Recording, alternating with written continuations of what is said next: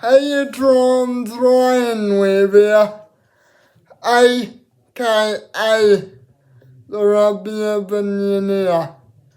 And if you're new around here, please like, comment and subscribe so you don't miss any of my content in the future. Also, hit that notification bell so you get notified every time I post. And if you're returning, welcome back everyone. Glad to see you all again and thank you for all your support. And if you're watching from all around the globe, welcome my European / all around watchers. I would be keen to know where you're watching from, so please let me know in the comments. Today's vid will be underrated 15. These are guys that I think are just underrated. Some, in fact, all of the 15 were outstanding at provincial level. And although some of them did get their chance at Super Rugby level, some of them didn't, as it was just guys that were over-experienced, or they just got a looking but not a chance. So, and some of them also got opportunities at the international level. So let's get into this 15. Starting at fullback. Number 15, Tony Insor, an Otago stalwart and a one-game Super Rugby player. Insor just didn't cut it at Super Rugby level after his one-game appearance. After that, he was pretty much stuck in the NPC, or what was called then at the time the RTM Cup. And although he got that one Super Rugby game, I think he's underrated because the coaches just didn't give him a chance, and I honestly think it was due to a lack of form for him. So yeah, anyway, I'll move on. And Crusaders, same thing as Insor, so I'm not gonna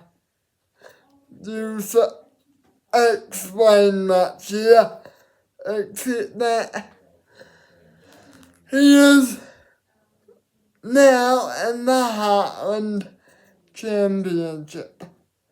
So, yeah. I don't know if he did get a game in Super Rugby. He got quite a few games for the Maori All Blacks. So,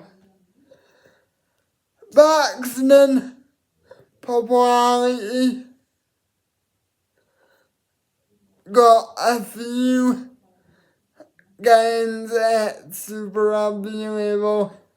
He even represented the All Black Sevens, but a horrific injury stopped him from playing during his career, and after that,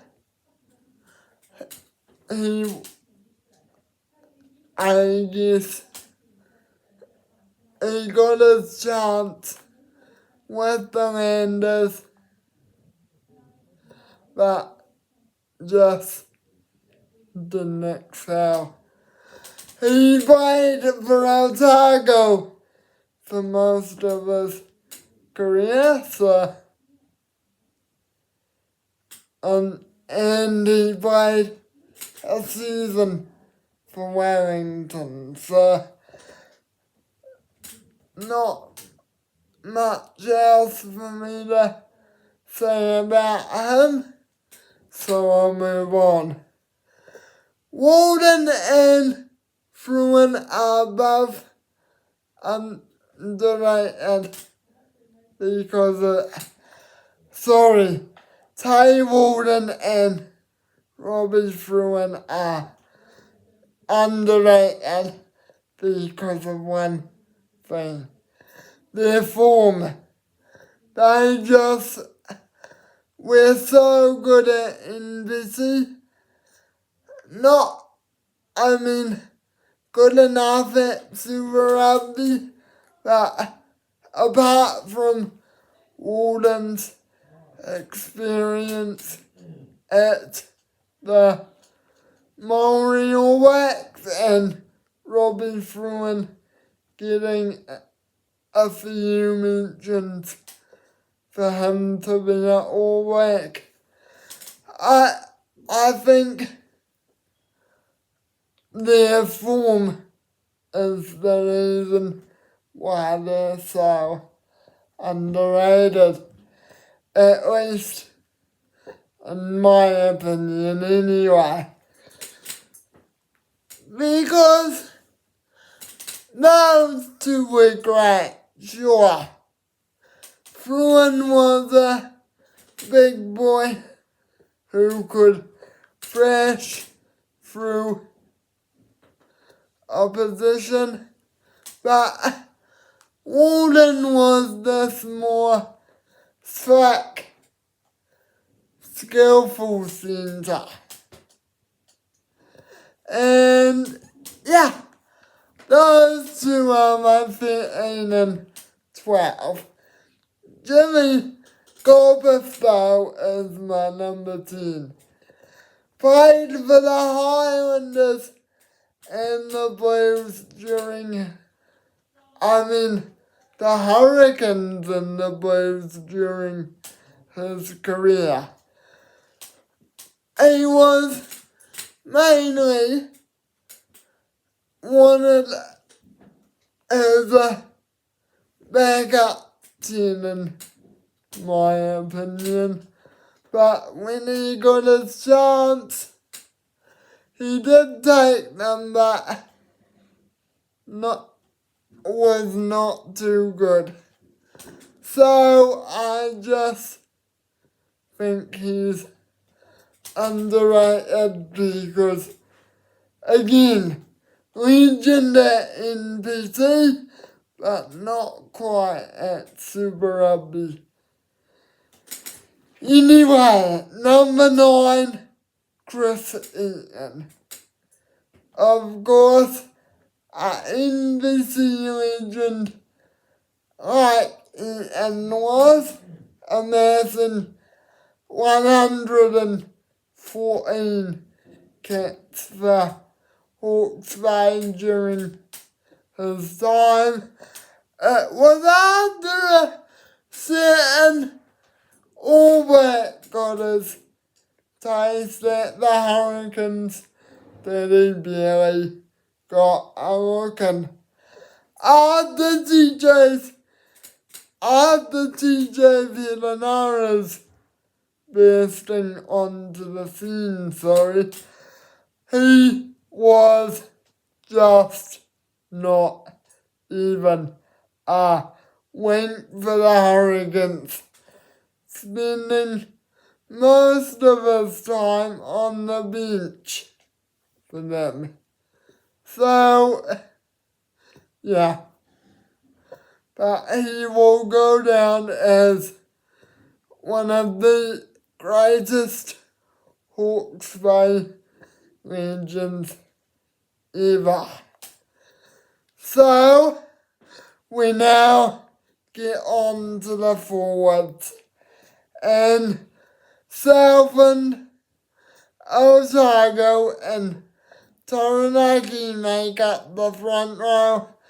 Taranaki is the home of Gordon Slater, where he played an amazing amount of matches. 176 is the number, so that's crazy. Even amassing 3 kits for the All Blacks in the process. He bowed out of the Hurricanes after the 2002 season. I guess more young props decided to come in during his time. As for why I think he's underrated, well, again, big, bulky props back then were just not the thing they are nowadays. They were calling for more smaller props, in my opinion. And unfortunately for Gordon, I just think younger guys got in his way. Yes, Gordon was a big, bulky prop, but I reckon back then they were just not as useful as they are nowadays. And at number 1, speaking of underrated legends, this Southland legend got a chance at Super Rugby level, but not quite at the international level. Yes, Jamie McIntosh was beloved by Southland fans, but after his All Blacks Test debut, he was not used again in the international scene. Of course, you might be thinking, Ryan, this guy's got an amazing Super Rugby and NPC career. Why didn't he make it with the All Blacks? Well, I'll answer that question for you now, my friends, as his performance was just not up to the standard. His downfall, and this is why I picked him, was because when he became an All Black, I think the heat just got to him and he wasn't used to that All Blacks style of game. Anyway, that does not detach from the fact that he was a great Super Rugby player and NBC player. He played for the Chiefs and the Highlanders and is now, as we speak, an assistant coach for the Hurricanes. Sad way that end or start his All Black career though, as I think he deserved more tests, to be honest. This next guy though was not so lucky, as the All Blacks did not come calling for him, and he was mainly used as a Super Rugby player and an NBC player. Jason McDonald wasn't the household name, or it isn't a household name in my opinion, but his story is hard to ignore. So the reason why I picked him is because his story is so remarkable, right? So he played for Otago and debuted for them all the way back in 2002. Ended up amassing 33, not 300 kits for the Highlanders, and even spent a season with the Crusaders. But once he was called back into the Highlanders, I reckon he wasn't the same. After getting a few opportunities, he was called up as far for the junior All Blacks. And yeah, he just, as I say, isn't a household name.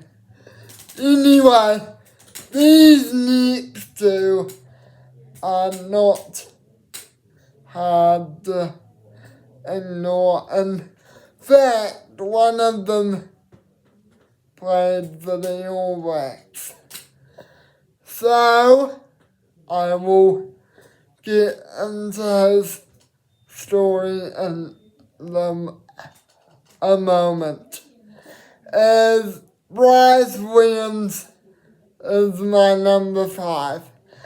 This Blues / Crusaders / Auckland / Northland stalwart was unbelievable at NBC level. However, the reason that I picked him as part of this 15 is because I think he would have deserved many more opportunities at Super Rugby level. And for me, it's not quite often that you get tossed between two teams and then forgotten about pretty much. So yeah, he ended up co-captaining the Northland side with All Black Rennie Ranger and the NPC. Yes, he got his chances with the Blues, but I think the reason for his underrated status, in my opinion, was because of his chance at the Crusaders. To be honest, I'm not surprised though, as he will go down like Chris Eaton as one of the greatest provincial engines ever. The reason why he wasn't used in Super Rugby though is because more experienced guys got in his way, in my opinion. Of course, you had the likes of Harry Williams, Greg Rawlinson, and a few more. Troy Flavel, just to name one more. And at the Crusaders, well, Chris Jack, Brad Thorne, Sam Whitelock, Tom Donnelly even, and yeah, Ross Filippo even. So yeah, anyway, moving on. And that's all these two men got picked as one reason. One, or the reason, is they got opportunities at the Super Rugby and NPC level, but only got a handful of tests at international level. Yes, TJ Ioane got his chance for Samoa, but his reasoning is because he didn't get any or as much opportunities in New Zealand. Whereas for George Whitelock, his downfall was at test level. After he got one test for the All Blacks, I reckon he wasn't the same. Why?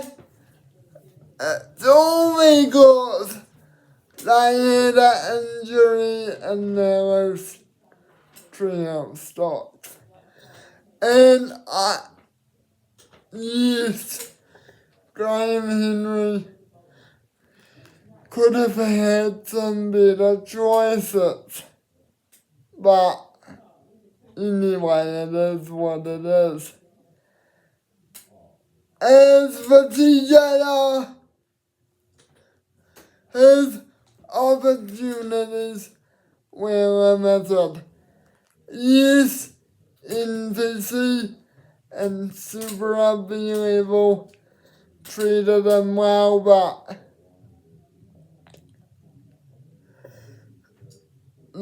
he was born in Samoa, so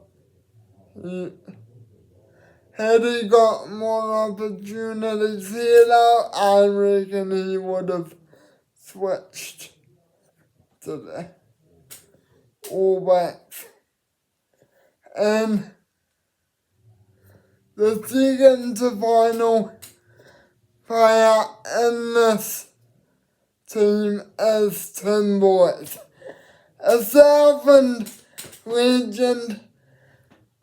Only got a handful of appearances for the Highlanders, in fact a dozen. In fact, he just is underrated because of that, really. Sure, had he got opportunities for at the Highlanders a lot more, he would have been a Southland and Highlanders legend. But, of course, yeah, it wasn't to be, in my opinion. Really disappointing. And the final player in this team is Isaac Ross. 8 years for the All Blacks, as well as a few for the Crusaders, Highlanders, Chiefs at Super Rugby level, but he mainly shone at NPC level. He was just a great player. However, his Super Rugby form was due to experienced guys. Yes, just wasn't to be for him. His main international highlight though was getting one test try against the Springboks in South Africa for me. And apart from that, no more. He spent the majority of his NPC career